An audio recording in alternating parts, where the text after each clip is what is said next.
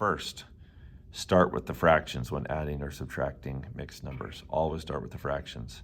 And to do that, we have to have a common denominator to add or subtract. So make sure you have common denominator. If you don't, find equivalent fractions so you have common denominators. Second, once you have a common denominator, add or subtract. Then go to the whole numbers. Third, when we're adding, if our answer when we're adding the fractions together becomes an improper fraction, make sure you convert that to a mixed number and then add all those whole numbers together to get your final answer. Fourth, when we borrow, only borrow when you're subtracting. There's no need to borrow anything when you're adding. Only borrow when subtracting. Only borrow once you have common denominators. Do not borrow before you have common denominators. And then finally with borrowing, only borrow when you need to. Remember your subtraction. If you have enough parts available to subtract what you want to subtract, there's no need to borrow. And then fifth, final thing, maybe the most important part, show all your work so that if a mistake is made, we can figure out where we're making a mistake and we can correct that going forward. This is a adding and subtracting mixed numbers review. We have 16 questions here. We'll go through each of the questions, show each step of the way, talk about why we're doing what we're doing, and then put in a few reminders of things. So we're going to start with the first one here, number 1. First thing I want to point out here is we always start with the fractions, add or subtract those first. And to do that, all fraction adding and subtracting rules apply, even though it's mixed numbers, so we have to have common denominators. So my first thing I look at, and this one has common denominator, so I can now add the fractions together. So 1/4 plus 1/4, so I add the numerators, is 2/4. Now I'm done with my fractions. I can now add the whole numbers. 5 plus 6 is 11. Now this 11 and 2/4 can be reduced because 2 is a factor of 4, 11.5. Okay, that one's pretty straightforward. We'll go to number 2 here. Once again, I have common denominators, and I'm adding, so I can just add my numerators, which is 5/16. And now I can add my whole numbers, which is 15. This one is not able to be reduced. It's already in lowest terms, so I will leave that there, 15 and 5/16. Okay, my next one, I'm adding a fraction to a mixed number. I check my fractions first. I do not have common denominators, so I need to do some work there. So the rule we always follow here is I look at the larger or the greater of the two denominators, and I decide if that is a multiple of the smaller one. 8 is a multiple of 4, so I'm going to change this to 8s and leave this one alone. So this one's going to be 3/8 still. I'm going to change this to 8s. So times that by 2 and an 8 down here, and then times the top by 2. Whatever I do to the bottom, I do to the top to make an equivalent fraction. So I times the bottom by 2 to make 8, times the top by 2. Now I have common denominators, I can add them up.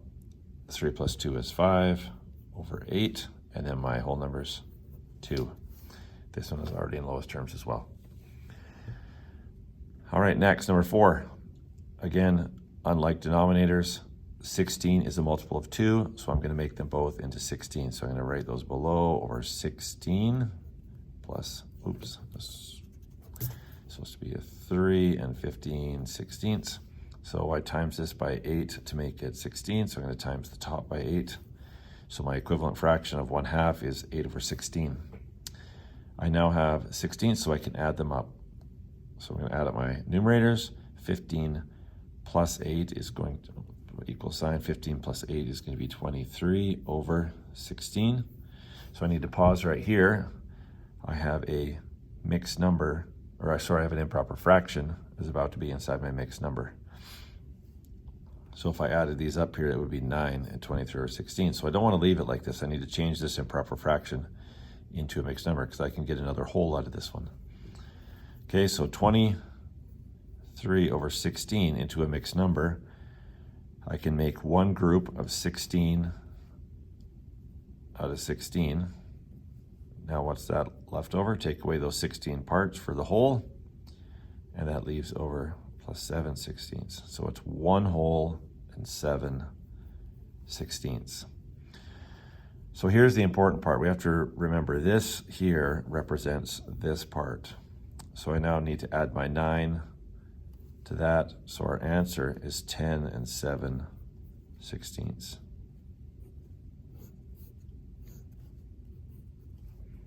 10 and 7/16. Now, if that whole process right there was a little confusing, we have a couple more of these coming up. We'll try and do a little smoother there and go through it slow again. Okay, number 5. We're on to a subtraction one here. So we've got, we look at our denominators first because we still work with the fractions. Unlike, is the larger one a multiple of this one? Yes, it is. So I'm going to change them to 24ths. So I'm going to times that by 2 times 2. So I'm going to have 14 and 12 over 24. Subtract 6 and 7 over 24. Okay, I have common denominators. I can now subtract the numerators. 12 subtract 7 is 5. Keep my denominator, or 24. 14 subtract 6 is 8. 8 and 5 over 24. Okay, that one's pretty straightforward. Number 6 here. Again, unlike denominators, is 20 a multiple of 4? Yes, it is. So I'm going to change the both to 20. 20ths. So I'm going to times that by 5 times 5. So 15 over 20. Subtract 2 and 4 over 20. I don't need to change that one because it's already in 20ths. Okay, so 15, I have enough available to take away 4. 15 subtract 4 is 11. Keep my denominator the same. 9 subtract 2 is going to be 7. 7 and 11 over 20. All right, here's another one. Now this one is a little bit more work. So remember, for just adding just fractions or subtracting them, we have to have, there are moments where we have to change both fractions into new equivalent fractions. 4 is not a multiple of 3. So in these cases, we have to find the lowest common multiple. So again, I always suggest that you use the larger one and write down the multiples if you don't recognize off the bat here. So we go 4, 8, 12, 16 with your, if you don't recognize that it's 12, 3, 6, 9, 12, 15, on and on and on. So the first time, our lowest common multiple is what we're going to go with. So we're going to have 9 something over 12 minus 3 and something over 12. So for the 3, I times that by 4 to make it the 12. So I times the top by 4. So I have 8 over 12 times 3 times 3. Okay, so now I have my equivalent fractions. So I have 8 twelfths subtract 3 twelfths is going to be 5 over 12. 9 subtract 3 is going to be 6. Once again, in lowest terms, we're good on that one. Okay, show your work. Make sure we show on top here what we're doing. Bottom one, once again, unlike and not a multiple of this one. So 3, 6. So we're going to go with 6. 3, 6, 2, 4, 6. There's our lowest common multiple. So 8 and something over 6. Subtract 5 and something over 6. So the 2 we times by 3 times 3. And then this we times by 2 times 2. Okay, 3 subtract 2 is 1/6, and 8 subtract 5 is 3. Okay, there's the first side. On to the back here, number 9. All right, once again, we don't have common denominators. 5, 10, 15. 15 is a multiple of 3. We're going to go to 15ths. Subtract 2, something over 15. Okay, so for the 5, I times it by 3 times 3 times 5 and times 5. So this one is going to be 5. This one's going to be 12. Okay, now I want to subtract 5 from 12. I have enough available. 12 subtract 5 is going to be 7 over 15.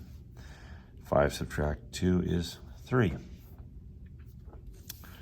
All right, our next one. We have a 6 and a 5 as our denominators. Once again, not a multiple of this. So 5, 10, 15, 5, 10, 15, 20, 25, 30. 30 is what we're going to go to. That's the first one that is also a multiple of 30. So 7 and something over 30 plus 3 and something over 30. So this one I times by 5 times 5 is going to be 25. So we're adding on this one. Times 6 and times 6, so it's 18. So 25 plus 18, we're going to have an improper fraction here, I see.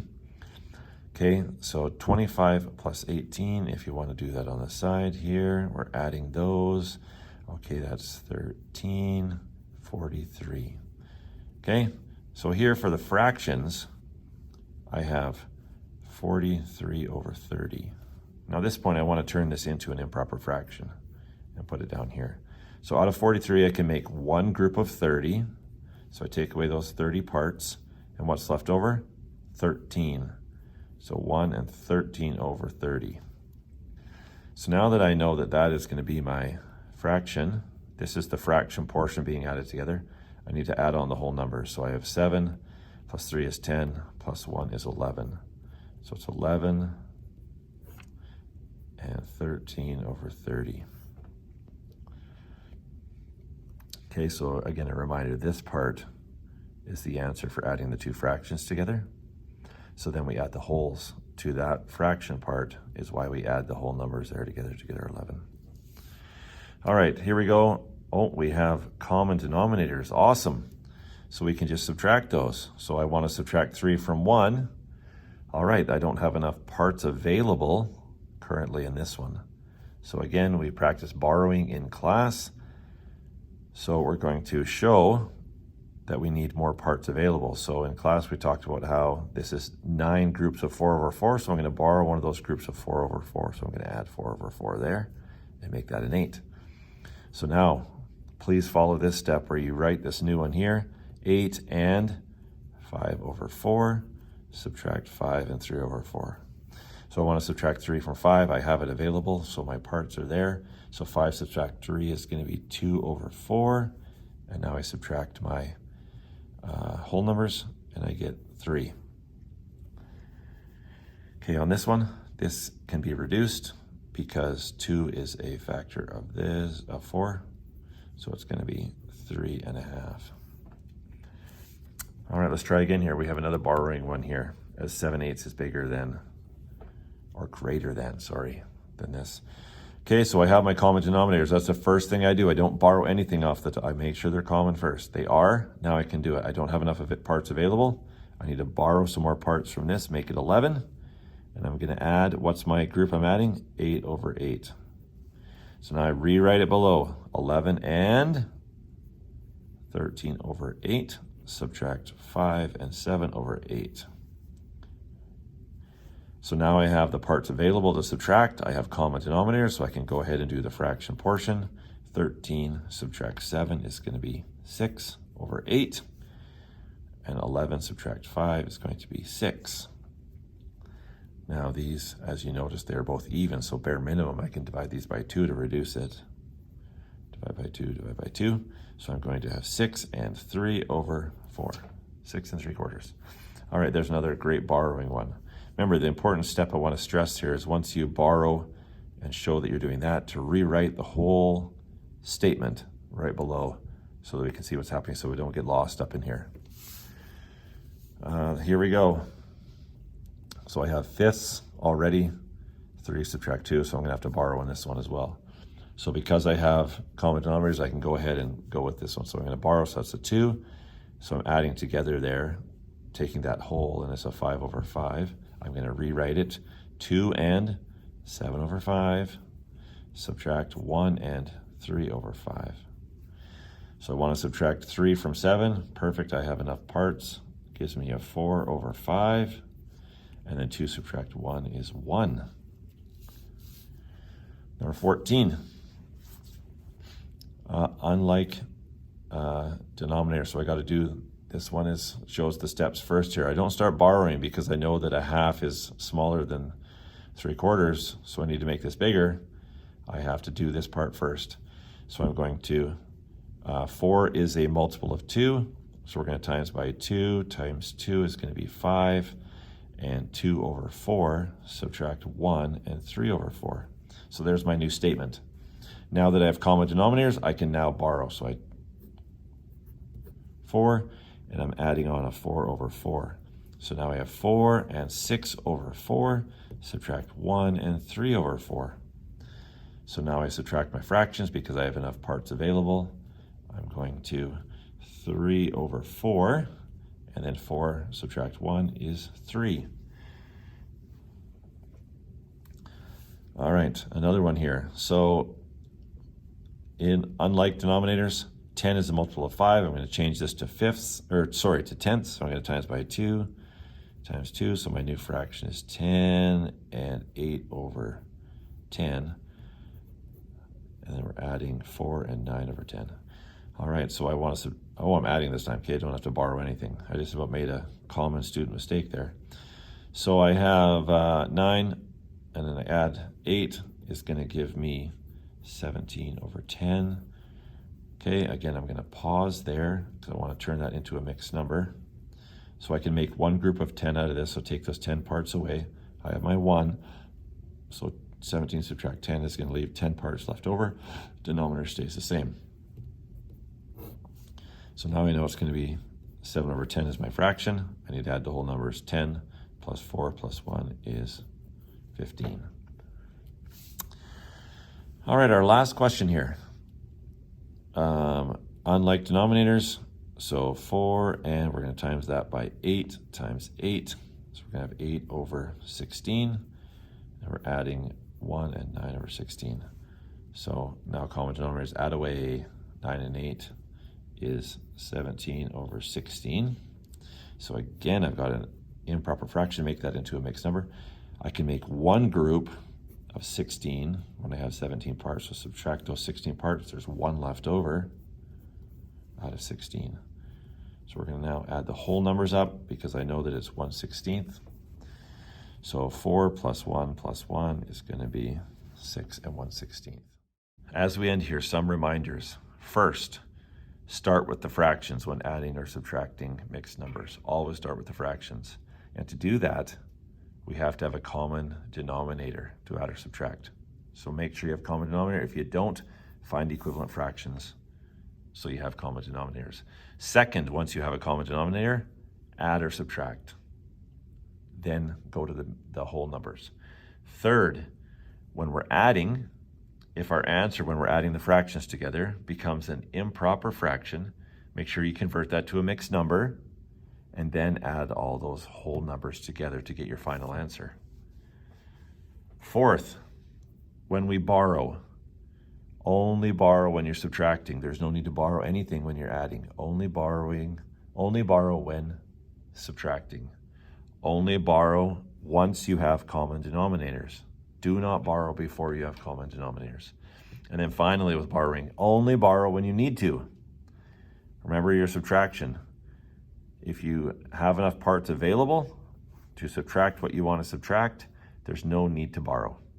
And then fifth, final thing, maybe the most important part, show all your work every step of the way, just as I did in the video. Show every single part so that if a mistake is made, we can figure out where we're making a mistake and we can correct that going forward. Best of luck.